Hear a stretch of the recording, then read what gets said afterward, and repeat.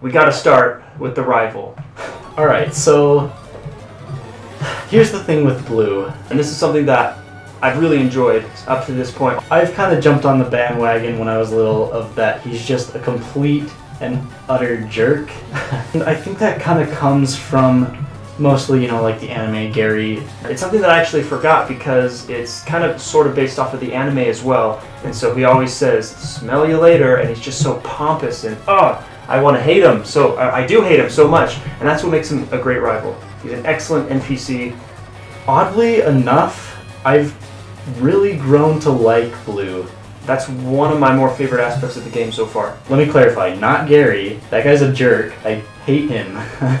But Blue, I don't know, there's just something, I never realized how great of a character he is until I've just now gone through, really read everything he says. And starting with Ruby and Sapphire, all of the rivals have either been way too nice or just pathetic. May and Brendan, they're just nice. They're not really mean or anything, which is good. It's good to have friends that you battle with. And then in 4th gen, is it Wally, or the blonde-haired guy? He's just an airhead, and he's just a frustrating little pompous kid that I just want to slap around. They're just pathetic. Understanding that as the rival experience, and then all of a sudden we've got this pompous jerk who's like, "Yeah, I'm better than you. Smell you later, loser." Blah blah blah. I'm like, yeah, he's a bit pompous and he's a bit of a jackweed, but aren't we all inside at least a little bit? Whoa, this guy rocks. So I've been really liking the battles. His dialogue is great. As far as 1st gen is concerned, I think he's the best NPC. He's got the best everything. For part 2, we're doing the last half of the gyms, Gym 5, 6, 7, and 8. And to start off is just the Silph Co. That, I think, is probably one of the best dungeons, for lack of a better term, in Pokemon. So basically, Team Rocket takes over, and Silph Co is huge. Silph Co is a legitimate skyscraper. It's 11 stories.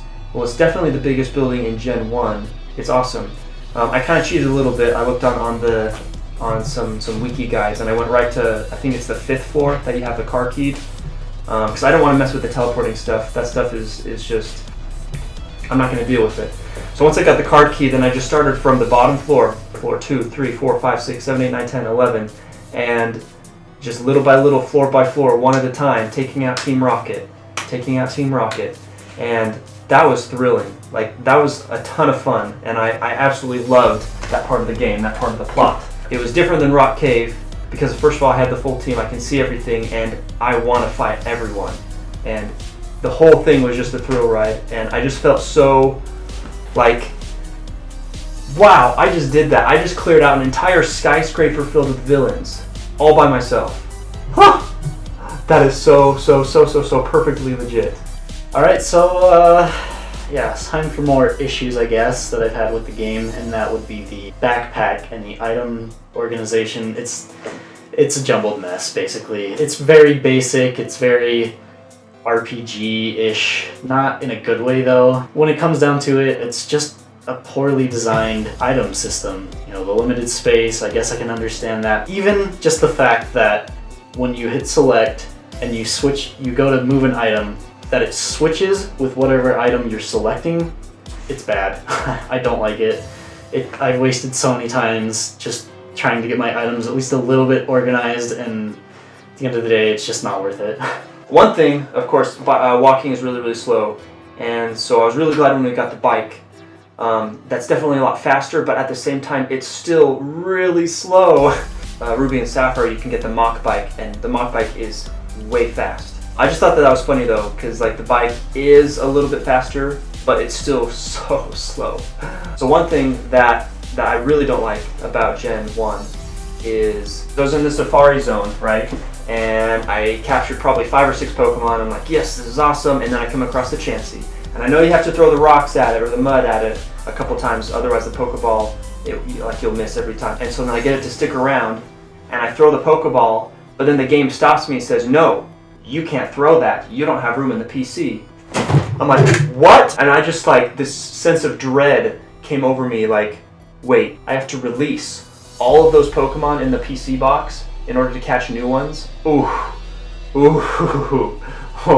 oh my gosh, that's terrible. Luckily though, it turns out that like 15 boxes, but you just have to switch it manually. Yeah, I'm really glad that is no longer a thing. I've always had a weird relationship with the Safari Zone. As a kid, I sunk so many hours into that place. I always loved it. I don't know why. But then, like now, I just really can't stand the Safari Zone. There's so many rare Pokemon in there. There's just such low encounter rates with some of them. Chansey, I'm looking at you specifically. Yeah, then other issues with like, well, the Pokeball missed, so what are you gonna do now? You know, thank goodness that's gone after Gen 1. It's just an annoyance. I mean, it's cool and all, it's a good idea. Theoretically, on paper, it works, but they were such jerks when designing it. It's a rough time, that's for sure. I think that's all I want to say about it for now. And then the last part, right before going up against Blaine in Cinnabar, you have to explore the burned down house. I didn't think that would be a problem at first because I did it already in Fire Red and Leaf Green. What I didn't realize though is that you had to go all the way through there and figure everything out and get the card key in order to fight the gym. I was thinking that it was just an optional thing. It was hard. It really hurt my brain. There's a lot of confusing puzzles, but this one by far was the most frustrating, especially with the door switches. And it actually got to a point where I had to look it up. Like I had to get a map. I Google searched a map of all the levels, of all the floors of this house. That's the only way I could do it, because I was running around in circles literally for hours, spending tons of money on repels, and I was relieved once we got the key card, because then that meant that I was done and I never had to step foot back in that place ever again. Whew. Here's the thing about Kanto that I do like, and I guess I've never really noticed just how well designed the last half of the game is. Once you get to Celadon, once you get Fly, you go to the game corner, you get the Sylph Scope, go back, get the Pokeflute.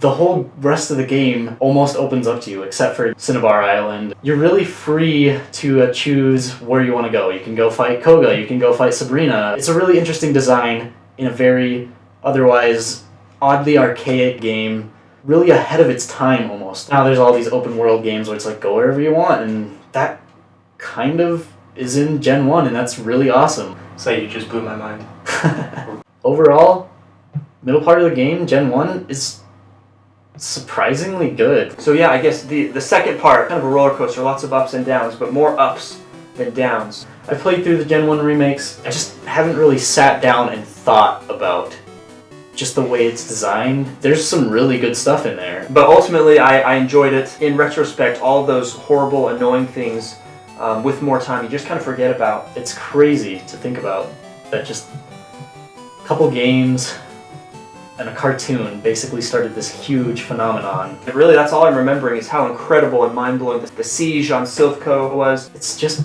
awesome. I love Pokemon.